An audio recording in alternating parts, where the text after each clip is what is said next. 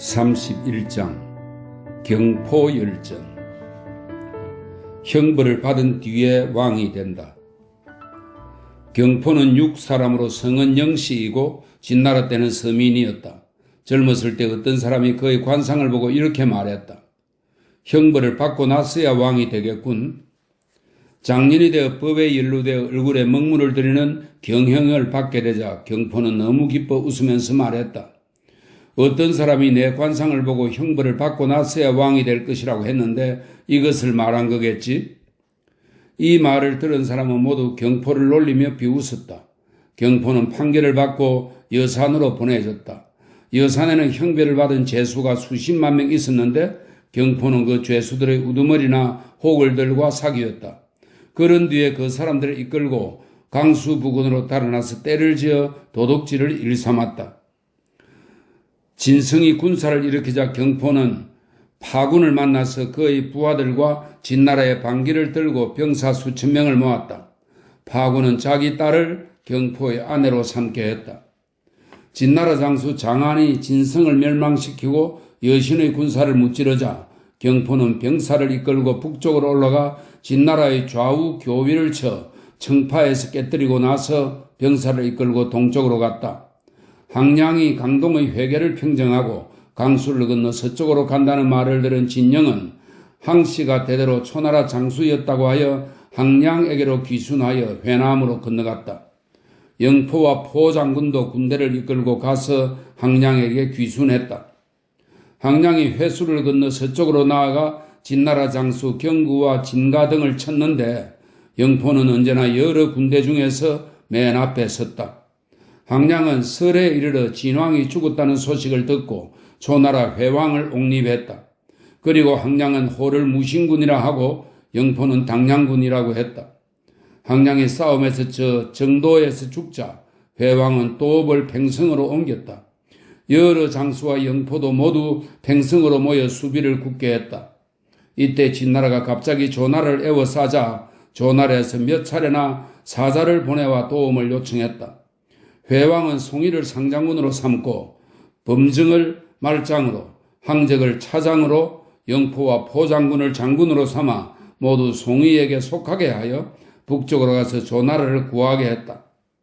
항적이 하숫가에서 송이를 죽이자 회왕은 항적을 세워서 상장군으로 삼고 장수를 모두 항적에게 속하게 했다.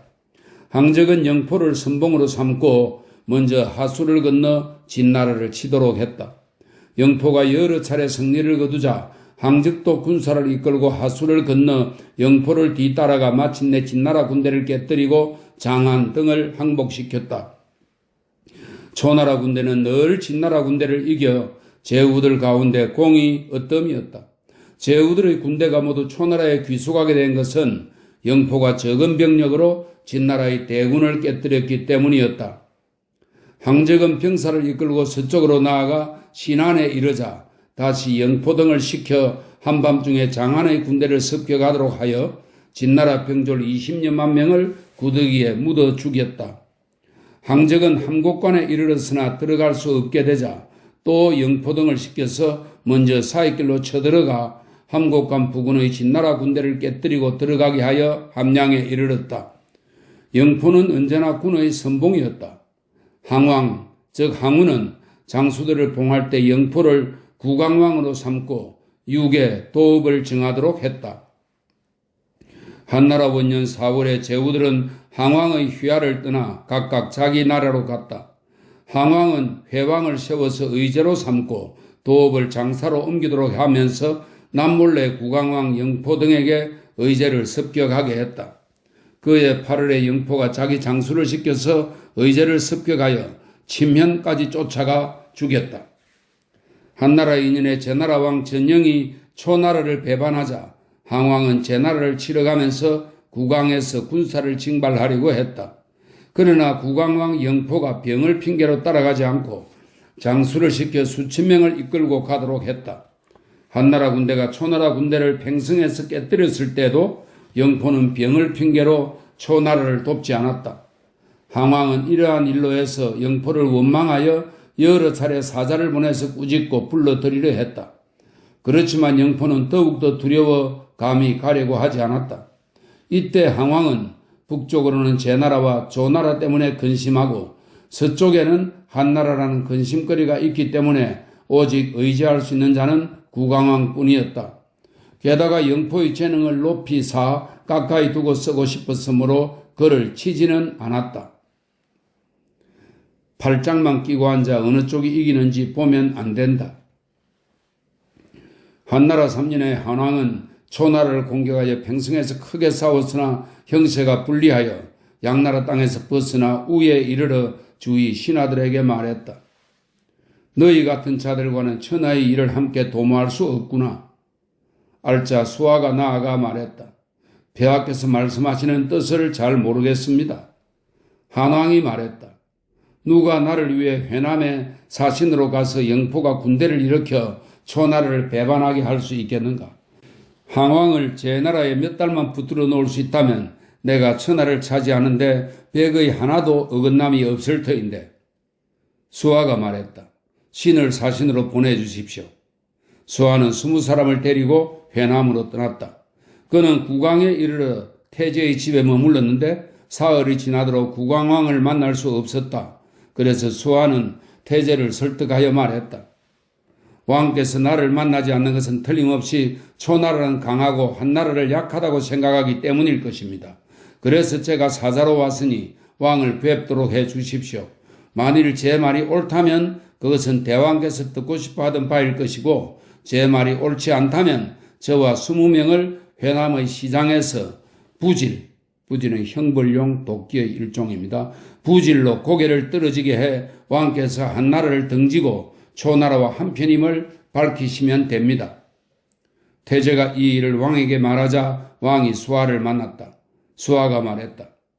한왕께서 신을 시켜 대왕의 측근에게 삼가 편지를 드리게 했는데 신은 대왕께서 초나라와 어떠한 친분이 있으신지 궁금합니다. 회남왕이 말했다. 과인은 북쪽을 향하여 초나라 왕을 섬기는 신하요. 수하가 말했다. 대왕께서 항왕과 똑같은 제후이면서 북쪽을 향하여 신하라고 하며 항왕을 섬기는 것은 틀림없이 초나라를 강하게 여겨 나라를 기댈 만하다고 생각하기 때문입니다. 그렇다면 항왕이 제 나라를 공격할 때 직접 성을 쌓기 위한 판자나 절국공의를 짊어지고 병사들의 선봉이 되었으니 대왕께서도 마땅히 회남의 무리를 모두 동원하여 직접 이끌고 가서 초나라 군대의 선봉이 되어야만 합니다. 그런데 대왕께서는 겨우 4,000명만을 보내서 초나라를 돕고 있습니다. 북쪽을 향하여 남을 섬기는 자가 정녕 그렇게도 되겠습니까? 또 한왕이 초나라와 평성에서 싸울 때도 대왕께서는 항왕이 제 나라에서 나오기 전에 회남의 병사를 다 동원하여 회수를 건너 밤낮으로 달려가 평성 밑에서 싸워야만 했습니다. 그런데 대왕께서는 10,000명의 대군을 가지고서 한 명도 회수를 건너게 하지 않고 발장만 끼고 앉아 어느 쪽이 이기는지 바라보기만 했습니다. 나라를 남에게 맡겼었다면서 진실로 그렇게도 되겠습니까? 대왕께서는 신하라는 헛된 이름만 가지고 북쪽을 향하여 초나라를 섬긴다며 자신을 완전히 맡겨버리려고 합니다. 신이 가만히 대왕을 위하여 생각하건대 취할 바가 아닙니다. 그러면서도 대왕께서 초나라를 배반하지 않는 것은 한나라를 약하다고 보기 때문입니다. 초나라가 군대가 강하기는 하지만 온 천하가 초나라에게 의롭지 못하다는 이름을 덮어 씌우고 있습니다. 그것은 초나라 왕이 먼저 함곡관으로 들어가는 자가 왕이 된다는 맹약을 저버리고 의제를 죽였기 때문입니다. 또한 초나라 왕은 싸움에서 이긴 것을 자랑하고 스스로 강하다고 믿고 있지만 한왕은 제후들을 모아 돌아와서는 선고와 형량을 지키면서 총나라와 한나라의 식량을 들여오고 물길을 깊이 파고 성벽을 튼튼히 하며 병사들을 나누어 병경을 지키고 요새를 방어하고 있습니다. 초나라 군대가 제 나라에서 초나라로 돌아가려면 가운데에 있는 양나라 땅을 넘어서 적진으로 800에서 900리나 깊숙이 들어가야 합니다. 그러니 싸우려 해도 싸울 수 없고 성을 치려 해도 힘이 모자라며 늙은이와 부녀자들이 천리 밖에서 식량을 날라오지 않으면 안 됩니다. 초나라 군대가 형량과 선고에 이르더라도 한나라 군대가 굳게 지키고 움직이지 않으면 초나라 군대는 앞으로 나아가 공격할 수도 없고 물러나서 포위를 뚫을 수도 없을 것입니다. 그러므로 초나라 군대는 믿을만하지 못하다고 말씀드리는 것입니다. 만일 초나라가 한나라를 이긴다면 제후들은 스스로 위험을 느끼고 두려워하여 서로 한나라를 구하려 할 것입니다. 초나라가 강대해지면 도리어 천하의 적을 불러들이게 될 뿐입니다. 초나라가 한나라만 못하면 이러한 정세로 보아 쉽게 알 수 있습니다. 지금 대왕께서는 모든 것이 안전한 한나라와 함께하지 않고 멸망의 위기에 직면한 초나라에 의지하려 하시니 신이 대왕을 위하여 곰곰이 생각해 보아도 안타깝기만 합니다. 그렇다고 해도 신은 회남의 병력만으로 초나라를 멸망시키기에는 넉넉하다고 생각지 않습니다. 대왕께서 병사를 일으켜 초나라에 반기를 들면 항왕은 반드시 제 나라에 머무르게 될 테니 몇 달만 머무르게 한다면 그 시간에 한나라가 천하를 차지하는 데는 만의 하나도 어긋남이 없을 것입니다. 청컨대 신이 대왕을 모시고 칼을 차고 한나라로 돌아가게 해 주십시오. 그렇게 하면 한왕은 반드시 땅을 갈라 대왕을 봉할 테니 회남은 말할 것도 없고 대왕의 소유가 될 것입니다. 그래서 한왕께서는 삼가 신을 시켜 어리석은 계책을 말씀드리게 하였습니다. 부디 대왕께서는 유념해 주시기 바랍니다. 회남왕이 말했다. 말씀대로 따르겠소. 그는 남몰래 초나라를 배반하고 한나라 편이 되겠다고 허락했으나 감히 누설하지는 않았다. 초나라 사자가 해남왕에게 와 있으면서 급히 군대를 출동시키라고 영포를 독촉했다. 그는 객사에 머물고 있었는데 수하가 곧장 들어가 초나라 사자보다 윗자리에 앉으며 말했다. 국왕왕은 이미 한나라에 귀속하였는데 어떻게 초나라가 병사를 얻을 수 있겠소? 영포는 깜짝 놀랐고 초나라 사자는 자리를 떠났다. 수하는 영포를 설득하여 말했다. 이 일은 이미 벌어졌으니 초나라 사자를 죽여 돌아가지 못하게 하고 급히 한나라로 달려가서 힘을 합칩시다. 영포가 말했다. 당신이 하라는 대로 병사를 일으켜 초나라를 치겠소. 영포는 초나라 사자를 죽이고 병사를 일으켜 초나라를 쳤다. 초나라에서는 항성과 용절을 시켜 회남을 치게 하고 항왕은 머물러 있으면서 하읍을 공격했다. 몇 달이 지나 용저가 회남을 쳐서 영포의 군대를 깨뜨렸다. 영포가 병사를 이끌고 한나라로 달아나려고 했지만 초나라 왕이 자기를 죽일까봐 두려워 사익길을 통해 수하와 함께 한나라로 돌아갔다. 회남 왕이 도착하자 한왕은 의자에 걸터앉아 발을 씻고 있던 채로 영포를 불러들여 만났다. 영포는 매우 화가 나서 이곳으로 온 것을 후회하고 스스로 목숨을 끊으려고 했으나 물러나와 숙소로 가보니 의복과 음식과 시종 등이 한왕이 있는 곳과 같으므로 생각보다 좋은 예우에 매우 기뻐했다. 이에 영포가 사자를 국왕으로 몰래 들여보냈는데 초나라는 이미 항백을 시켜 국왕의 병사를 손에 넣고 영포의 처자식을 모두 죽인 뒤였다. 영포의 사자는 오랜 친구들과 총애를 받던 신하를 많이 얻어 수천 명의 무리를 이끌고 한나라로 돌아왔다. 한나라는 영포에게 더 많은 병력을 주어 함께 북쪽으로 올라가 병사를 모으면서 성고에 이르렀다. 한나라 4년 7월에 영포를 세워서 회남왕으로 삼고 함께 항적을 쳤다. 한나라 5년에 영포가 사자를 국왕으로 몰래 들여보내 여러 현을 손에 넣었다. 6년에는 영포가 유방의 사촌형입니다. 6년에는 영포가 유고와 함께 국왕으로 들어가 초나라 대사마 주원을 설득하니 주원이 초나라를 배반하고 국왕의 군사를 모두 동원하여 한나라와 함께 초나라를 쳐서 해하에서 깨뜨렸다.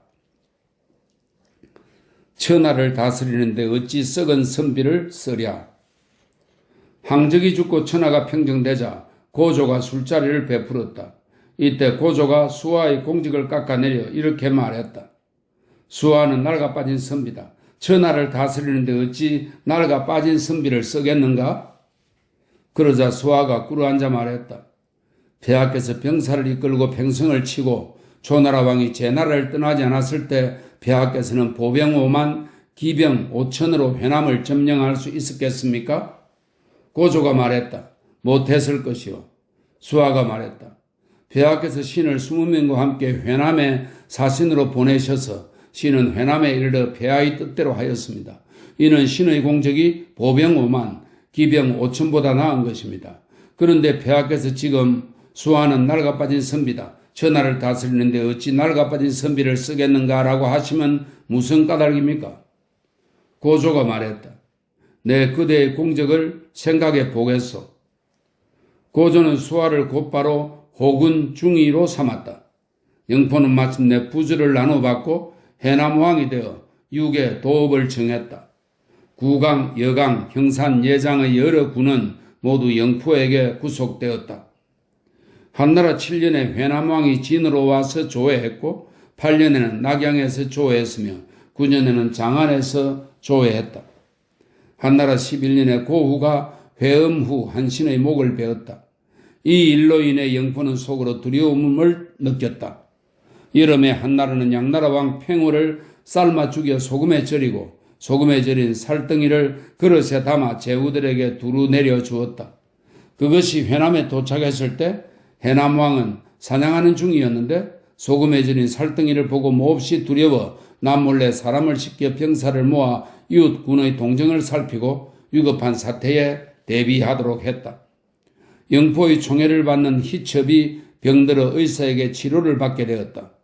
의사의 집은 중대부 비역의 집과 문을 마주보고 있었다. 희첩은 자주 의사의 집에 갔다. 비역은 자신이 한때 영포의 시중이었으므로 많은 선물을 바치고 그녀를 따라가 의사의 집에서 술을 마시기도 했다. 희첩이 왕을 모시면서 무슨 말 끝에 비역의 장점을 칭찬하니 왕이 화가 나서 말했다. 너는 그를 어디서 알게 되었느냐? 희첩이 사정을 자세히 말하자 왕은 그와 정을 통하지는 않았나 의심하였다. 비역은 겁이 나서 병을 핑계로 나오지 않았다. 왕이 더욱더 화가 나서 비역을 체포하려 하니 그는 영포가 반란을 꾀하고 있다는 사실을 밀고 하려고 역마를 타고 장안으로 떠났다. 영포는 사람을 보내 뒤쫓게 했으나 미치지 못했다. 비역은 장안에 이르러 글을 올려 영포가 반란을 일으키려는 조짐이 있으니 일이 터지기 전에 목을 베어야 한다고 말했다. 고조가 그 글을 읽고 상국 소하에게 말하니 상국이 대답했다.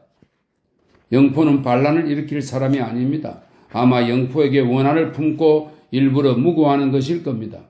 청컨대 비역을 가두고 사람을 보내서 은밀히 회남왕을 살피도록 하십시오. 왜 낮은 계책을 쓸까? 회남왕 영포는 비역이 죄를 짓고 달아나 고조에게 반란을 일으키려 한다고 아랜 것을 알고는 그가 자기 나라의 비밀을 말하였을 것이라고 의심하던 차에 한나라 사자가 와서 조사까지 하므로 마침내 비역의 일족을 죽이고 병사를 일으켜 한나라를 배반했다. 영포가 반란을 일으켰다는 편지가 오자 고조는 비역을 용서하고 장군으로 삼았다. 고조가 여러 장수들을 불러 물었다. 영포가 반란을 일으켰으니 어떻게 하면 좋겠소? 장수들이 모두 말했다.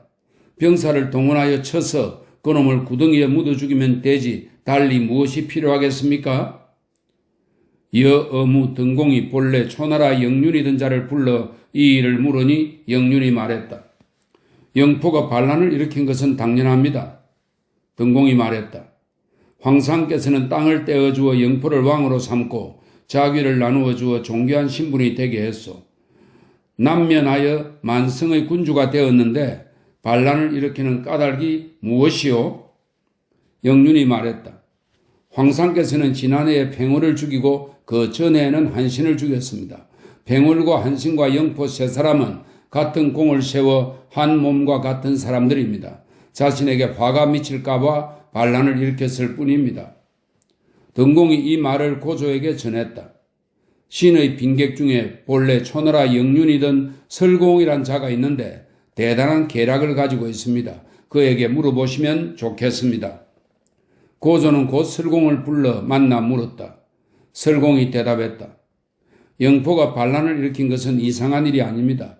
만일 영포가 최상의 계책을 쓴다면 산동 땅은 한나라의 소유가 아닐 테고 보통 계책을 쓴다면 성패는 알 수 없으며 낮은 계책을 쓴다면 폐하께서는 베개를 높이 베고 누워 계셔도 될 것입니다. 고조가 물었다. 최상의 계책은 무엇을 말하오? 영륜이 대답했다. 영포가 동쪽으로 오나라를 취하고 서쪽으로 초나라를 취하며 제나라를 아우르고 노나라를 취한 뒤에 연나라와 조나라의 경문을 돌려 그곳을 굳게 지킨다면 산동은 한나라의 소유가 아닐 것입니다. 보통 계책은 무엇을 말하오? 동쪽으로 오나라를 취하고 서쪽으로 초나라를 취하며 한나라를 아우르고 위나라를 취한 뒤에 오창의 양곡을 점유하고 성고 어귀를 막는다면 성패는 알 수 없습니다. 낮은 계책은 무엇을 말하오? 동쪽으로 오나라를 취하고 서쪽으로 하체를 취하며 중점을 월나라에 귀속시켜 두고 자신은 장사로 돌아간다면 폐하께서는 베개를 높이 베고 누워있어도 한나라에는 별일이 없을 것입니다. 고조가 말했다. 영포는 어떤 계책을 쓸 것 같소? 영륜이 대답했다. 낮은 계책을 쓸 것입니다. 고조가 말했다. 어째서 최상의 계책과 보통 계책을 버리고 낮은 계책을 쓸 것이라고 하오? 영륜이 대답했다. 영포는 본래 여산의 무리로서 자기 힘으로 만성의 군주가 되었습니다. 그러나 이것은 자기 자신을 위해서 한 일이지 뒷날을 생각하고 백성 만대의 이익을 위해 한 것이 아닙니다. 그래서 낮은 계책을 쓸 것이라고 말씀드리는 바입니다. 고조가 말했다. 좋소. 그러고는 설공을 천호에 봉하고 황자 유장을 회남왕으로 삼았다. 고조는 병사를 동원하여 직접 병사를 이끌고 동쪽으로 가서 영포를 쳤다. 영포는 처음에 반란을 일으키면서 그 장수들에게 이렇게 말했다. 황상은 늙어서 싸움을 싫어하니 반드시 직접 치러오지 않고 장수들을 보낼 것이다. 여러 장수들 가운데 회음 후 한신과 팽을만이 걱정스러웠는데 그들은 이제 모두 죽었으니 나머지 사람들은 두려워할 것이 없다. 그러고는 마침내 반란을 일으켰다.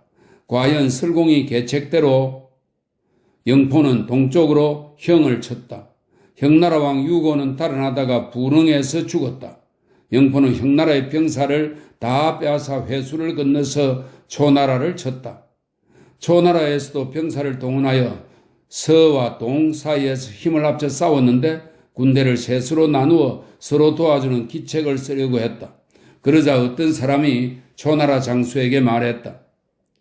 영포는 용병에 뛰어나 백성은 본래부터 그를 두려워하고 있습니다. 또 병법에 제후가 자기 나라 땅에서 싸우는 것을 산지라 한다라고 했습니다. 지금 군대를 셋으로 나누었는데 저기 우리 한 군대를 깨뜨리면 나머지 두 군대는 모두 달아날 것입니다. 어떻게 서로 도울 수 있겠습니까? 하지만 초나라 장수는 이 말을 듣지 않았다. 영포가 그중 한 군대를 깨뜨리자 정말로 나머지 군대는 흩어져 달아났다. 영포는 드디어 서쪽으로 가서 고조의 군대와 기의 서쪽 회추에서 만났다. 영포의 군사는 매우 정예로웠다. 고조가 융성의 성벽을 쌓고 영포의 군대를 바라보니 진을 친 것이 항적의 군사 그대로였다. 고조는 영포를 미워하여 그를 마주보고 바라보다가 멀리서 그에게 말했다. 무엇이 괴로워서 반란을 일으켰소? 영포가 말했다. 황제가 되고 싶었을 뿐이요. 고조는 화가 나서 영포를 꾸짖고 드디어 크게 싸웠는데 영포의 군사가 싸움에 져 달아났다. 영포는 회수를 건너서 여러 번 멈추어 싸웠으나 불리해지자 100여 명과 함께 강남으로 달아났다. 영포는 본래 파군의 딸과 결혼했다. 이런 까닭으로 오예의 아들 장사 애왕이 사람을 시켜 영포를 속여 함께 월나라로 도망치자고 꾀었다. 영포는 이 말을 믿고 따라서 파양으로 갔다. 파양 사람이 영포를 자양의 농가에서 죽이니 마침내 영포를 멸망시켰다. 황상은 황자 유장을 세워서 회남왕으로 삼고 비혁을 봉하여 기사후로 삼았다.